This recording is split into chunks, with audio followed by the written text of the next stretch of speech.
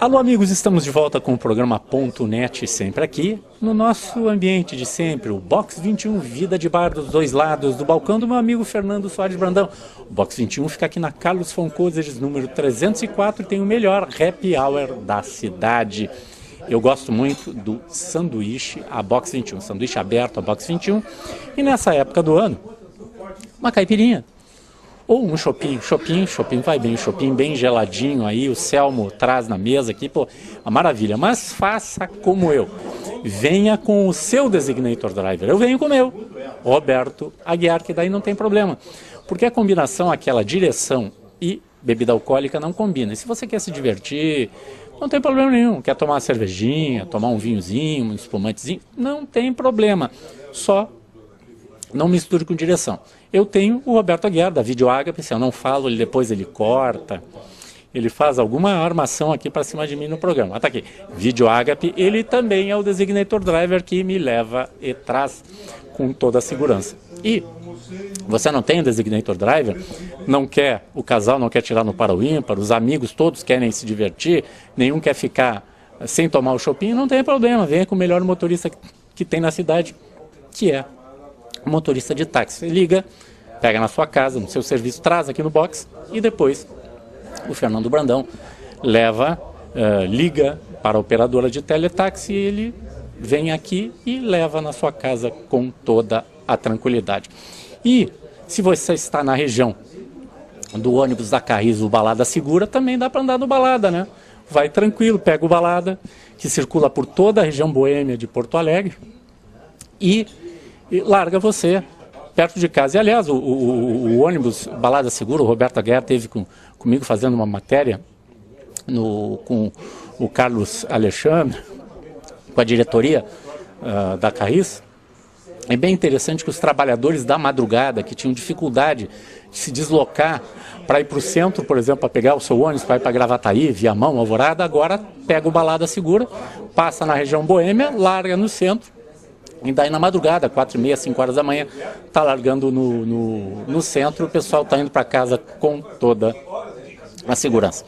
Mas vamos lá, o nosso convidado de hoje é o procurador do Ministério Público do Trabalho, o Bernardo Matachuk, que é lotado em Caxias do Sul, e como o Flávio Portela também é gremista, mas o que eu vou fazer, né? Metade da nação gaúcha é gremista, né? Há controvérsias, né? O Portela diz que já não é mais assim, já mudou.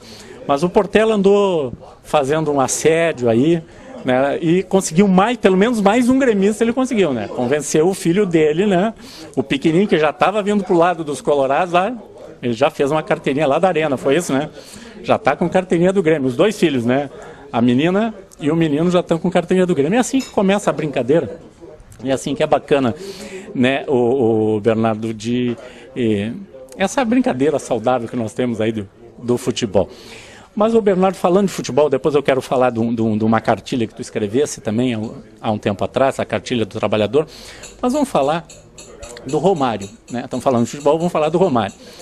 O Romário virou deputado e conseguiu fazer uma coisa com a sua força, com o seu carisma como jogador de futebol, com o seu drama pessoal de ter uma pessoa na família, uma filha com uma deficiência, a síndrome de Down, ele conseguiu aprovar uma lei extremamente importante para as pessoas deficientes. E vamos falar um pouco dessa relação dos deficientes e as empresas, que grandes empresas também têm cotas, e é uma dificuldade, nós conversávamos antes ali com o Portela, né?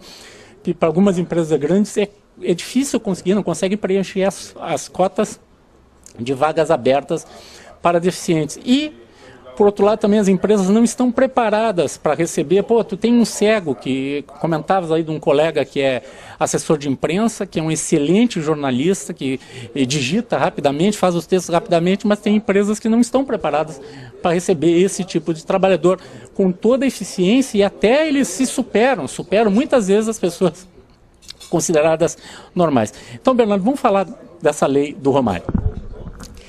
Vandinho, é um prazer falar contigo, com todos os teus telespectadores.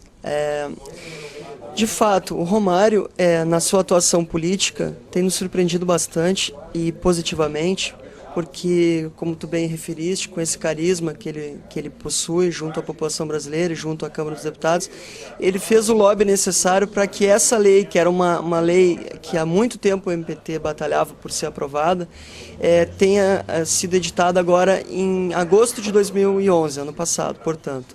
Essa lei, ela, digamos assim, ela traz um novo momento na questão da inserção da pessoa com deficiência no mercado de trabalho. Por que um novo momento? Porque ela permite que aquelas pessoas que tinham receio de ingressar no mercado de trabalho agora ingressem sem esse medo. Porque ela preserva o benefício da prestação continuada, preserva significativamente a pensão previdenciária e permite, inclusive, que a pessoa com deficiência possa ser inserida na empresa na condição de aprendiz, percebendo o salário de aprendiz mais o benefício de prestação continuada. Então, essas modificações fazem com que a pessoa com deficiência possa tentar a sorte, digamos assim, no mercado de trabalho, e, em não conseguindo, ela automaticamente recupera o benefício que estava suspenso. E antes não era assim, ela perdia, tinha que passar por uma nova perícia. Então, isso trazia medo e insegurança para essas pessoas, que estavam numa situação de conforto. E agora, com essa possibilidade, elas podem sim ser inseridas nas empresas e conseguirem sim se sentirem mais cidadãs. Doutor Bernardo, o que é essa prestação, esse benefício da prestação continuada, só para explicar para o nosso telespectador? O benefício da prestação continuada é um benefício assistencial que é devido àquelas famílias de baixa renda e que é um benefício pago para a subsistência da pessoa com deficiência que não está trabalhando. Quando a pessoa se insere no mercado de trabalho, ela pode conseguir a remuneração do salário mínimo com carteira ou de uma remuneração ainda melhor e ela deixa esse benefício da prestação continuada de lado. Quando ela eventualmente sai do emprego, ela recupera automaticamente o benefício. Então o benefício é uma prestação assistencial que hoje existe, uma prestação com fundamento constitucional para aquelas pessoas com deficiência que ainda não conseguiram se inserir no mercado de trabalho. Orlandinho, só para te dar um dado, a gente estima que hoje no Brasil mais de 20% da população brasileira tem algum tipo de deficiência. Eu estou falando de deficiência física, auditiva, visual, múltipla, mental. E desses 20%, apenas 1/3 consegue ser empregado. Então veja que há uma defasagem muito grande entre o número de pessoas que têm algum tipo de deficiência, desses tipos legais, e das pessoas que realmente conseguem um emprego. Há uma defasagem muito grande aí.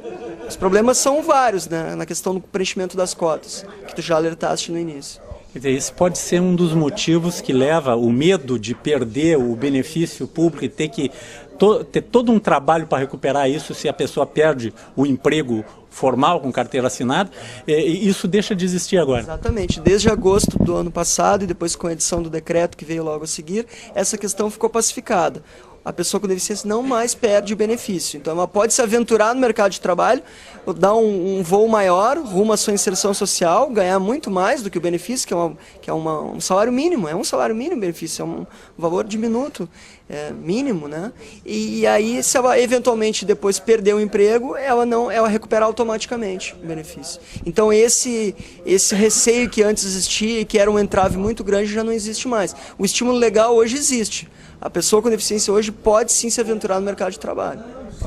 Bom, nós falamos sobre a dificuldade de preencher as cotas. Então, talvez essa lei do Romário, que se pode chamar de lei Romário, ela vai ajudar as empresas que têm que preencher cotas. Daqui a pouco aqueles deficientes que recebem esse benefício vão chegar, bom, agora eu posso tentar me aventurar e se eu não conseguir um emprego, eu não tenho que entrar na fila de novo e fazer toda a papelada. Eu retorno, volto automaticamente a receber. Mas, de qualquer maneira, conversávamos aqui antes de começar a gravar com o Portela também a dificuldade de grandes empresas preencher as cotas. É difícil.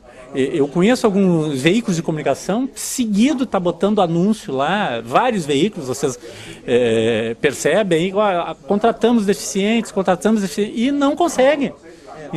Não aparece. Que dificuldade é essa?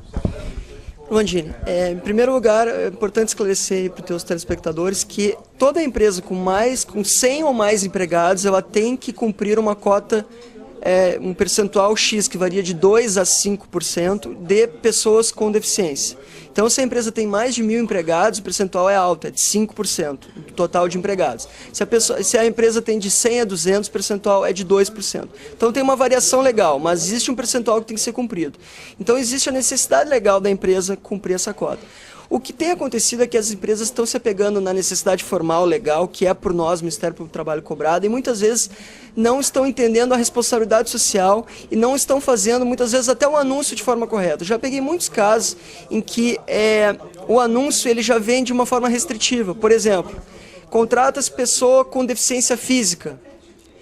Já existe uma restrição ali que tem que ser deficiência física, mas na verdade existem vários tipos, como eu te mencionei, de deficiência, a deficiência auditiva, que claro, tem que ser na entrevista testado por uma linguagem de Libras, porque senão o rapaz, a moça com deficiência auditiva não vai comprovar a sua capacidade. Da mesma forma, a deficiência visual. Né? Se não tivermos aí um teste com a questão do Braille, fica difícil para a pessoa mostrar sua capacidade para o emprego. Então, assim, muitas vezes as empresas não sabem como lidar com o problema. Os seus departamentos de RH têm uma obrigação imposta pelo jurídico, preciso contratar, mas já no anúncio não sabem fazer o anúncio. Ou quando na entrevista não sabem selecionar de forma correta, dar a chance para aquele profissional mostrar a sua capacidade e se inserir na empresa. Muitas vezes é exigida a experiência dos candidatos, dos portadores, das pessoas com deficiência. A pessoa com deficiência, historicamente, ela não tem experiência, porque ela nunca teve chance no mercado de trabalho. Então, o que a empresa tem que favorecer? Favorecer que essa experiência seja conquistada aos poucos dentro da própria empresa. Seja com aprendizagem, seja circulando nos setores. Então, assim, mais do que a obrigação legal, a empresa tem que ter a vontade de inserir a pessoa com deficiência. Essa é a grande sacada. É nisso que nós estamos procurando bater hoje em dia no Ministério Público do Trabalho, atuando também nessas empresas que recrutam mão de obra, para que elas façam a seleção de uma forma mais flexível, para que deem uma chance efetiva para as pessoas com deficiência. Porque vagas existem, a obrigação legal existe. E pessoas interessadas, muito mais agora depois da Lei Romário, também.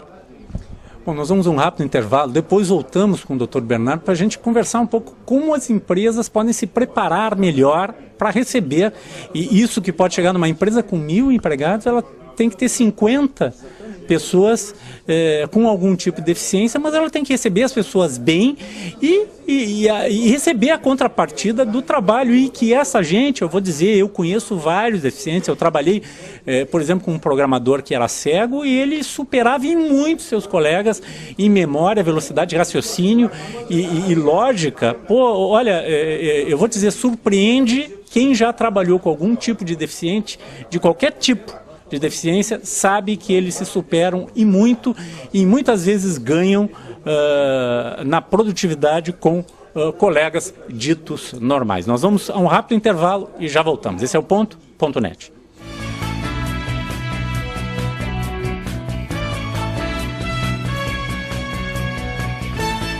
Venha conhecer o Box 21, um ambiente aconchegante, onde o melhor da gastronomia espera por você. Saboreie o delicioso filé à parmegiana e o sanduíche aberto Box 21. Conheça a bacalhoada, uma das tantas atrações do Box 21. Filés, peixes, vinhos, petiscos e, é claro, um chopp bem gelado. Ah, e tem sobremesas caseiras também. A melhor opção para o seu happy hour. Traga seus amigos, venha com sua família. Box 21, Rua Carlos von Koselitz 304, em Porto Alegre. Reservas pelo telefone 51 33 25 51 21.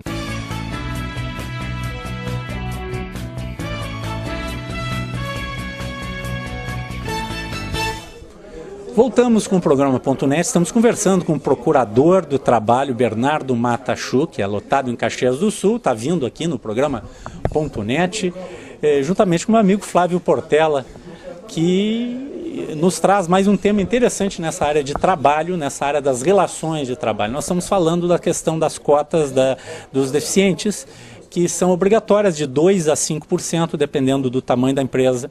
Né? Uma empresa com 1.000 empregados já vai ter uma cota de 5%, ou seja, 50 pessoas com algum tipo de deficiência. E o grande problema, apesar o Dr. Bernardo estava me dizendo que a lei é de 1991, portanto vai fazer mais de 20 anos que existe a lei, o Brasil não se adaptou a isso aí, as empresas não se adaptaram, nós não nos adaptamos e nós não criamos ainda condições de acessibilidade. Tá? Eu outro dia, vou falar um pouquinho de acessibilidade, cheguei num supermercado em Porto Alegre, eu estava circulando, não tinha lugar para estacionar e esperei um bom tempo para estacionar. Daí, abri uma vaga, eu fui lá estacionar. Daí, quando eu estou entrando no elevador do supermercado, vem uma pessoa e estaciona na vaga do deficiente. Essa pessoa estacionou e desceu, saiu caminhando normalmente. Eu cheguei e disse para a pessoa: ô cidadão, isso aí é uma vaga para deficiente. Ele olhou para mim, bateu na perna e disse: eu sou deficiente, mas eu não vou ficar bravo com o senhor. Se todo mundo fizesse o que o senhor faz, eu teria vaga para estacionar, eu e as outras pessoas. Seguido você vai em algum supermercado, algum shopping center, tem alguém que estaciona para ficar mais perto, numa vaga de idoso, numa vaga de deficiente, para ficar mais perto e não está nem aí. Nós já tivemos até crime, né? Teve violência, teve até crime aqui em Porto Alegre, violência, né? Então, eu chamei a atenção de uma pessoa que tinha direito de estar ali, e ela, em vez de me deixar envergonhado, chegou e disse: não, tu tá certo, todo mundo tinha que fazer que nem tu. E eu faço isso, gente, eu chamo a atenção. É perigoso? Tem gente que perde a cabeça e vai, daqui a pouco vai lhe bater, mas isso eu acho que o Brasil tem que aprender. Então, vamos falar um pouquinho de acessibilidade, porque não adianta ter a lei se não tem acessibilidade, se não tem a rampa, se não tem o elevador adequado, se não tem o piso demarcado para que o deficiente visual consiga caminhar adequadamente. Que sugestões o Ministério Público do Trabalho dá e se dá alguma orientação também para empresas com relação à acessibilidade? Pois então, Armandinho, é importante a gente destacar que a Constituição exige a inclusão de todos. Então, é dever da empresa, sim, é dever da sociedade, sim, é dever de todos nós, é dever teu, é dever meu, fiscalizar essa questão da acessibilidade. No que tange às empresas, o que a gente tem procurado cobrar é principalmente as rampas de acesso, né, para os locais de interesse público ou para o acesso ao vestiário, eventualmente aos refeitórios e tal. Aqueles pisos que são os pisos que indicam o caminho para os deficientes visuais também, muito comuns nos aeroportos e tal, a gente tem procurado cobrar das empresas maiores também. De uma forma geral, a acessibilidade ela passa por uma, digamos assim, uma mudança de atitude de todos, porque veja bem, há pouco tempo atrás nem os nossos ônibus tinham o acesso pela escada que ela desce, né? E aí permite aquela rampa facilitada, a rampa para o cadeirante. Então veja bem, até um pouco tempo atrás, como tu bem referiste, isso não existia. Eu esse tempo estive na fábrica lá de uma empresa em Caxias e eles me mostraram que a produção desse tipo de ônibus tem crescido muito no Brasil. Porque é uma exigência cultural nova e a gente está aí para cobrar. É claro que não adianta a empresa fazer o papel dela se o Estado mantém as calçadas sem o rebaixamento nas esquinas, que também é uma facilidade para quem usa a cadeira de rodas, né? E com relação à inclusão das pessoas que não são cadeirantes, é preciso lembrar que existem vários tipos de deficiência, não só a gente associa muito, né, o deficiente, a pessoa com deficiência com o cadeirante, mas existem outros tipos de deficiência também. A pessoa que não enxerga direito, a pessoa que não escuta direito, a pessoa que tem uma deficiência mental leve e que produz muito bem e que se mostra um excelente trabalhador. Precisou apenas de uma oportunidade para mostrar o seu valor. Então as empresas têm que estar atentas a isso e valorizar o profissional que chega para a entrevista. Doutor Bernardo, uma coisa que me alegra muito de ser porto-alegrense, ser gaúcho, é que há uns 2 anos atrás, acho que foi uns 2 anos, eu acho que a Rede Globo fez uma matéria em todo o Brasil, em várias cidades, várias capitais, tu lembra disso, Portela? Nos ônibus, para mostrar que os ônibus tinham já o sistema de acessibilidade, mas chegavam com um cadeirante e o pessoal lá no Rio de Janeiro não sabia operar, ninguém sabia operar. E Porto Alegre foi a única cidade que eles chegaram no ônibus, tinha um deficiente e o motorista desceu e foi lá e sabia operar o equipamento, que isso também é importante, não adianta ter o equipamento e não saber operar. Exatamente isso, é o papel que nós referimos, é teu, é meu, é da sociedade, é do Estado e é da empresa. Porque é uma caminhada árdua, uma caminhada dura, uma caminhada longa essa questão da inclusão social, inclusão das pessoas com deficiência. Não é de uma hora para outra que a gente vai mudar essa realidade. Então, se nós fiscalizarmos e cobrarmos, o Ministério Público do Trabalho fazendo seu papel, o cidadão fazendo seu papel, as coisas tendem a evoluir. No dia que eu gravei o programa com o ônibus Balada Segura, o C4 da Carris, tinha um cadeirante que chegou no ônibus e por um acaso ele foi pegar o C4 porque ele perdeu o ônibus que ele ia pegar, que era o Auxiliadora, e o ônibus seguinte não tinha acessibilidade. Então avisaram para ele, não, mas está saindo o Balada Segura que passa no mesmo lugar que tu vai lá. Ele foi correndo. Quando ele chegou lá, nós estávamos nos preparando para embarcar no ônibus, fazendo as pré-filmagens ali, o motorista desceu e deu acesso ao cadeirante. Depois eu até conversei com ele, né? Ele disse que Porto Alegre realmente ele consegue ir e vir mais facilmente porque os ônibus e a cidade já está, e olha, não está 100%, todos nós nos queixamos que as calçadas não estão perfeitas, que não tem todos os ônibus, que não tem a acessibilidade que a gente queria ter. Mas olha como a gente evoluiu em pouco mais aí de 20 anos que existe alguma legislação protegendo esses nossos irmãos assim que têm alguma deficiência. Exatamente, Rony. E esse papel do MPT de cobrar é justamente para que essa realidade vá mudando, né? A gente sempre faz o apelo de que a pessoa com deficiência procure se informar, procure ir nos bancos, deixar o seu currículo nos bancos de currículos, procure fazer a denúncia no Ministério Público do Trabalho ou em outros órgãos, sindicato, Ministério do Trabalho também, para que a gente tome conhecimento aonde a cota está sendo descumprida e qual a efetiva razão do descumprimento. Porque a empresa tem a obrigação de incluir, tem o percentual de 2% a 5%. Ela, no mínimo, hoje, qualquer empresa que se enquadre nesse perfil legal, ela tem que comprovar para o Ministério Público do Trabalho que ela está tomando todas as medidas necessárias para cumprir a cota, ainda que não consiga. Seja anunciando corretamente, fazendo as entrevistas corretamente, mudando o panorama da sua fábrica para atender essa demanda. Então, essa cobrança é o mínimo que nós podemos exigir à sociedade como um todo. Doutor Bernardo, a lei veio e, como nós falamos, cerca de 20 anos para cá, o Brasil mudou, começou a tratar melhor os seus deficientes, as pessoas que estavam excluídas do mercado de trabalho. Mas a gente que conhece o mercado sabe que existem empresas que não precisam de legislação para ter uma atitude social, uma atitude ética, uma atitude proativa, tá? A gente conhece algumas redes de empresas, organizações grandes, tá? Nós temos uma rede de supermercados aqui tradicional no Rio Grande do Sul que não precisou de lei para fazer isso aí, que há muito tempo já tinha um comportamento nesse sentido, abrindo seus espaços para as pessoas com alguma deficiência. Qual é o valor que isso tem também para o Ministério Público do Trabalho e para as pessoas que procuram algum emprego nessa situação? Eu agradeço a oportunidade de te responder essa pergunta, Armandinho, porque muitas vezes as pessoas veem o Ministério Público do Trabalho como o principal inimigo da empresa. E o Ministério Público do Trabalho não é inimigo da empresa. O Ministério Público do Trabalho é o defensor do trabalhador e aquele que fomenta o emprego digno. A empresa, uma vez que ela adapta o seu ambiente de trabalho e ela insere uma pessoa com deficiência, ela alcança níveis de produtividade ainda maiores. Muda o ambiente de trabalho, muda o astral. Reconhecer que o teu colega de trabalho, tendo uma deficiência, produz mais ou tanto quanto tu, isso aí não tem preço, é um conceito de vida que muda. É enxergar a deficiência nos outros e saber lidar com aquilo. Então, assim, tem todo um ganho social nessa questão. As empresas que despontam nesse segmento são as empresas que menos nos dão problema. São empresas que já estão à frente do seu tempo. Isso é muito válido.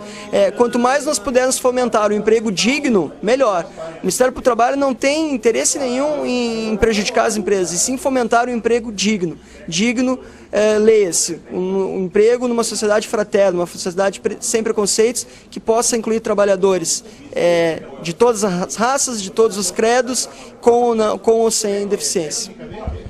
Bom, por fim, ficamos de falar de uma edição da Cartilha do Trabalhador que foi organizado já há algum tempo. Aí o procurador Bernardo Matachupa participou da organização dessa cartilha do Ministério Público do Trabalho.